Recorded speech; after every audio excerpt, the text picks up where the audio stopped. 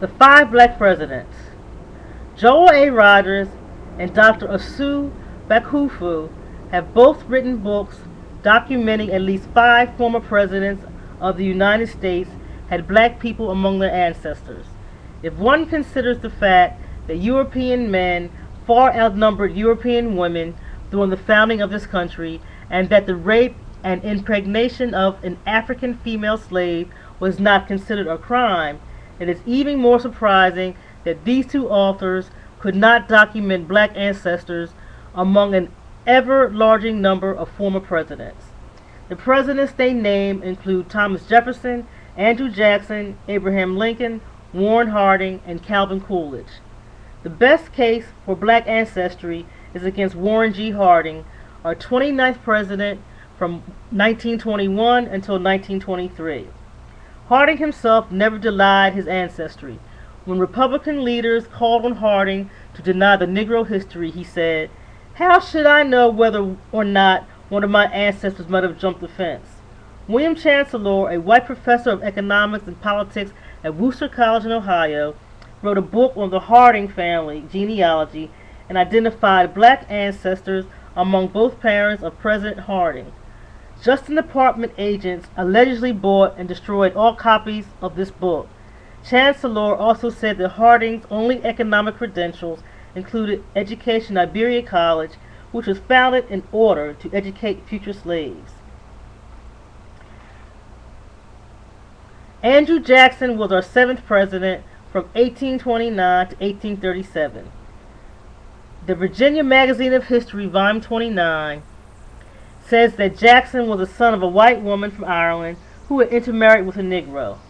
The magazine also said that his eldest brother had been sold as a slave in Carolina. Joel Rogers says that Andrew Jackson Sr. died long before President Andrew Jackson Jr. was born. He says the president's mother then went to live on the Crawford farm where there were Negro slaves, and that one of these men was Andrew Jr.'s father. Another account of the brother sold into slavery story can be found in David Coyle's book entitled Ordeal of the Presidency in 1960. Thomas Jefferson was our third president from 1801 to 1809. The chief attack on Jefferson was in a book written by Thomas Hazard in 1867 called the Johnny Cake Papers. Hazard interviewed Paris Gardenier, who said he was present during the 1796 presidential campaign, when one speaker states that Thomas Jefferson was a mean-spirited son of a half-breed Indian squaw and a Virginia mulatto father. In his book entitled The Slave Children of Thomas Jefferson, Samuel Sloan wrote that Jefferson destroyed all of the papers, portraits, and personal effects of his mother, Jane Randolph Jefferson, when she died on March 31, 1776. He even wrote letters to every person who had ever received a letter from his mother, asking them to return that letter.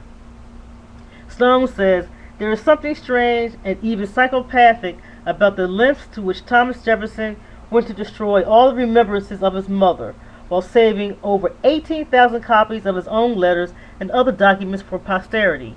One must ask, what is he trying to hide?" Abraham Lincoln was our 16th president from 1861 to 1865.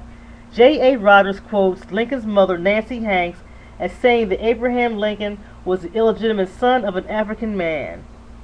William Herndon, Lincoln's law partner, said that Lincoln had very dark skin and coarse hair, and that his mother was from an Ethiopian tribe. In Herndon's book entitled The Hidden Lincoln, he said that Thomas Lincoln could not have been Abraham Lincoln's father because he was sterile from childhood mumps and was later castrated. Lincoln's presidential opponents made cartoon drawings depicting him as a Negro and named him Abraham Africanus I. Calvin Coolidge was our 30th president, and he succeeded Warren Harding. He proudly admitted that his mother was dark because of mixed Indian ancestry. However, Dr. Bakufu says that by 1800, the New England Indian was hardly any longer pure Indian because they had mixed so often with blacks. Calvin Coolidge's mother, her maiden name was Moore.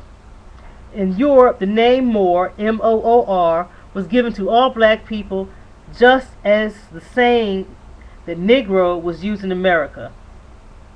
All the presidents mentioned were able to pass for white and never acknowledged their black ancestry. Millions of other children who were descendants of former slaves have also been able to pass for white. American society had so much interracial mixing that books such as The Bell Curve discussing IQ evaluations based solely on race are totally unrealistic.